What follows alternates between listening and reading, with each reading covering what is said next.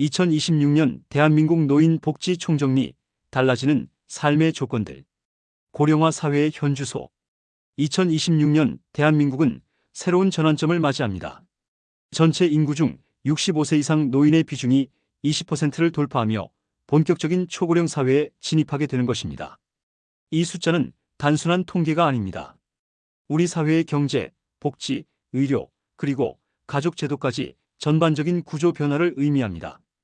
이제 노인 복지는 더 이상 특정 세대의 문제가 아니라 사회 전체가 함께 고민해야 할 핵심 의제가 되었습니다. 오늘 이 시간, 우리는 2026년 대한민국 노인 복지의 현황과 전망을 차근차근 짚어보겠습니다. 기초연금, 노후의 든든한 버팀목. 기초연금은 대한민국 노후 복지의 뼈대입니다. 소득 하위 70%에 해당하는 만 65세 이상 어르신에게 지급되는 이 제도는 단순히 현금을 지급하는 제도가 아니라 노인의 최소한의 생활 안정을 보장하기 위한 사회적 장치라 할 수 있습니다.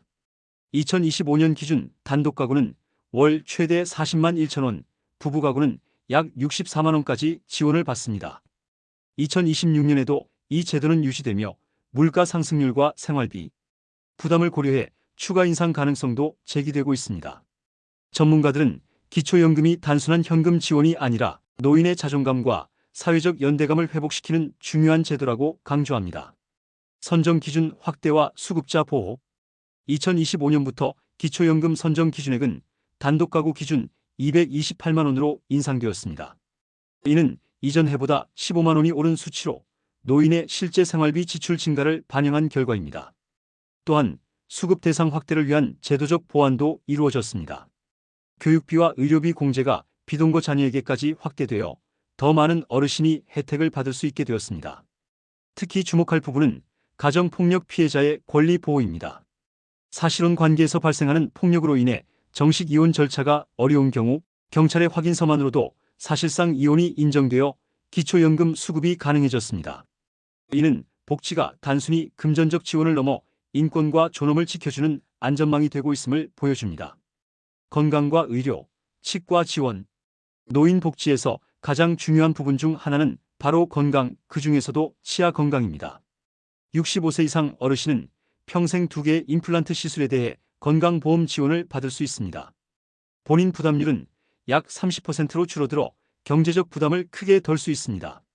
틀니 역시 건강보험이 적용되며 저소득층의 경우 본인 부담률이 더 낮아집니다. 치아 건강은 단순히 식사 편의를 넘어 전신 건강과 직결됩니다. 영양 섭취는 면역력과 직결되고 말하기와 사회적 관계 형성에도 큰 영향을 미칩니다. 치과 지원 제도는 단순히 치아 치료가 아니라 삶의 질 전반을 지탱하는 중요한 복지 정책이라 할 수 있습니다. 건강검진과 치매 관리. 대한민국의 노인 복지에서 빠질 수 없는 부분은 바로 건강검진입니다. 만 65세 이상은 2년에 한 번 국가건강검진을 무료로 받을 수 있습니다. 특히 만 66세 이상이 되면 치매 조기 발견을 위한 인지기능 검사 항목이 추가됩니다. 이는 단순한 검사가 아니라 치매를 조기에 발견하고 관리할 수 있는 결정적 기회입니다. 또한 만 60세 이상은 치매 안심센터에서 무료 검진을 받을 수 있으며 기준 중위소득 120% 이하의 치매 환자는 월 3만 원의 치료관리비 지원을 받을 수 있습니다. 치매는 환자 본인뿐 아니라 가족 전체의 삶을 흔드는 질환입니다. 국가가 조기 관리에 나서고 의료비 부담을 줄여주는 것은 앞으로 더욱 중요한 복지의 축이 될 것입니다. 장기요양보, 돌봄의 안전망. 2026년 현재 대한민국 노인 복지의 큰 축은 장기요양보험 제도입니다. 혼자 생활이 어려운 어르신들에게 제공되는 이 제도는 신체적, 정신적 기능 저하로 장기간 돌봄이 필요한 상황에서 삶을 지탱해주는 중요한 기반이 됩니다. 장기요양 등급은 1등급부터 5등급, 그리고 인지지원 등급까지 다양하게 나누어져 있습니다. 이를 통해 노인의 상태와 필요에 맞는 맞춤형 지원이 이루어집니다. 방문요양, 방문목욕, 방문간호 같은 재가 서비스부터 노인 요양시설 입소까지 선택이 가능합니다. 재가급여는 본인 부담 15%, 시설급여는 20%로 비용 부담도 줄였습니다. 또한 복지용구 대여와 구입을 지원하여 일상생활을 보다 안전하게 할 수 있도록 도와줍니다. 장기요양보험은 단순히 돌봄을 제공하는 제도가 아니라 가족의 부담을 줄이고 노인의 존엄성을 보장하는 사회 안전망이라 할 수 있습니다. 교통 혜택. 일상생활의 가장 큰 고민 중 하나는 바로 이동권입니다. 노인이 자유롭게 이동할 수 있어야 비로소 사회 참여와 문화 향유가 가능해집니다. 우리나라에서는 만 65세 이상 어르신이 경로우대 교통카드를 발급받으면 전국의 도시철도, 즉 지하철과 전철을 무료로 이용할 수 있습니다. KTX와 고속버스는 최대 30%까지 할인됩니다. 이는 단순한 혜택이 아니라 고령자의 사회적 고립을 줄이는 중요한 복지 정책입니다. 전문가들은 교통비 부담이 줄어들면서 노인의 외출 빈도가 늘어나고 이는 곧 건강관리와 사회적 교류에도 긍정적인 영향을 미친다고 분석합니다.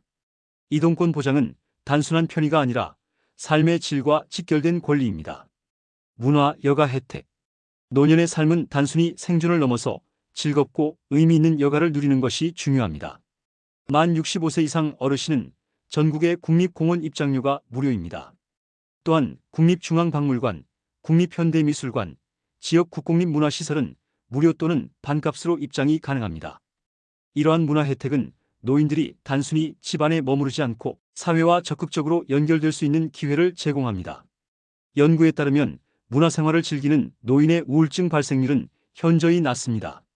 문화활동은 정신건강뿐 아니라 신체 건강에도 긍정적인 효과를 줍니다. 따라서 문화여가 복지는 삶의 풍요를 만들어주는 핵심 제도라 할 수 있습니다. 공공요금 감면. 노후의 생활비에서 가장 크게 부담되는 항목 중 하나가 바로 공공요금입니다. 기초연금 수급자와 저소득 노인을 대상으로 전기요금은 월 최대 1만 6천 원까지 감면됩니다. 또한 가스와 상수도, 요금도 할인 혜택을 받을 수 있습니다. 이 제도는 단순한 금전 절감 효과를 넘어 혹한기와 혹서기의 에너지 비용 때문에 건강을 해치는 상황을 예방하는 역할을 합니다. 공공요금 감면은 작은 금액 같아 보일 수 있지만 실제로는 생활비 절감 효과가 크며 특히 독거노인이나 기초생활수급자에게는 실질적인 도움을 주는 복지입니다. 노인 일자리, 경제적 자립. 일자리는 단순히 소득을 위한 수단이 아닙니다. 노인에게 일자리는 삶의 의미를 회복하고 사회와 연결되는 중요한 매개체입니다. 노인 일자리 사업은 초등학교 앞 교통지도, 환경, 미화, 지역사회 돌봄 등 다양한 공익형 활동으로 운영됩니다. 참여 어르신은 월 30만 원에서 50만 원의 수입을 얻을 수 있습니다. 이는 단순한 경제적 보탬을 넘어 사회 구성원으로서의 자존감을 유지할 수 있게 합니다. 전문가들은 노인 일자리 참여자들의 건강 상태와 삶의 만족도가 그렇지 않은 노인에 비해 높게 나타난다고 설명합니다. 결국 일자리는 복지이자 치유입니다. 시니어 인턴십과 사회서비스형 일자리.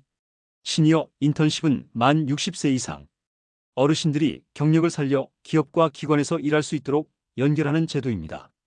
인턴 기간이 끝난 뒤 정규직으로 전환되면 기업에는 인건비 지원이 제공되어 고령자 고용을 유도합니다. 사회서비스형 일자리는 돌봄, 교육 보조, 지역사회 서비스 등에서 활동할 수 있도록 지원합니다. 월 최대 63만 원 이상의 급여가 제공되며 단순 노동이 아니라 전문성과 경험을 발휘할 수 있는 장점이 있습니다. 이러한 일자리는 단순히 생계를 지원하는 것 이상으로 노인 스스로 사회적 역할을 재정립하는 기회를 제공합니다. 주거 지원. 주거 안정은 노후의 가장 중요한 기반입니다. 주택연금은 만 55세 이상 어르신이 본인 주택을 담보로 맡기고 그 집에 거주하면서 매월 연금을 수령할 수 있는 제도입니다. 이는 고정 수입이 부족한 노인에게 안정적인 생활 자금을 제공해 줍니다. 무주택 노인을 위한 공공임대주택도 있습니다. 시세의 40% 이하 수준의 저렴한 임대료로 거주할 수 있으며 갱신 횟수 제한도 없습니다. 이는 경제적 부담을 덜고 안정된 거주 환경을 마련하는 복지 정책입니다.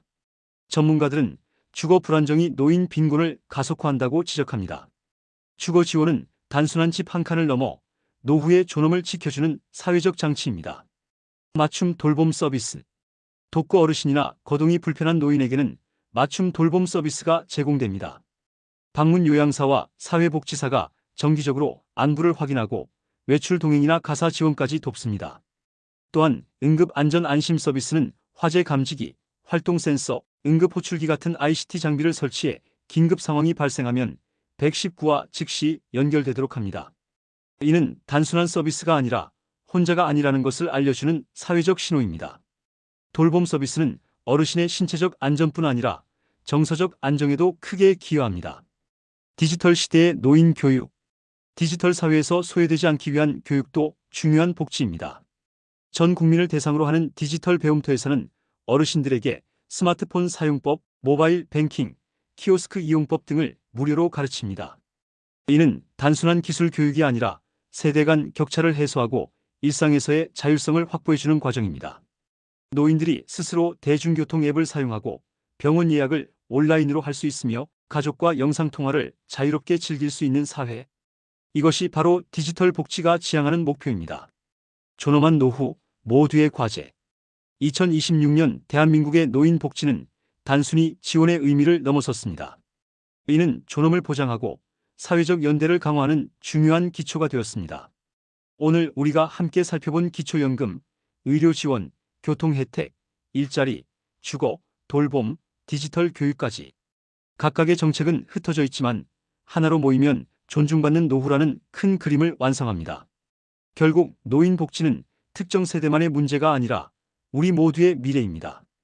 오늘의 청년이 내일의 노인이 되고 지금의 제도가 곧 우리의 안전망이 됩니다. 존엄한 노후를 지켜내는 일, 그것이 바로 2026년 대한민국 복지의 사명입니다. 더 좋은 영상으로 준비하겠습니다. 영상을 보셨다면 좋아요와 구독 부탁드립니다.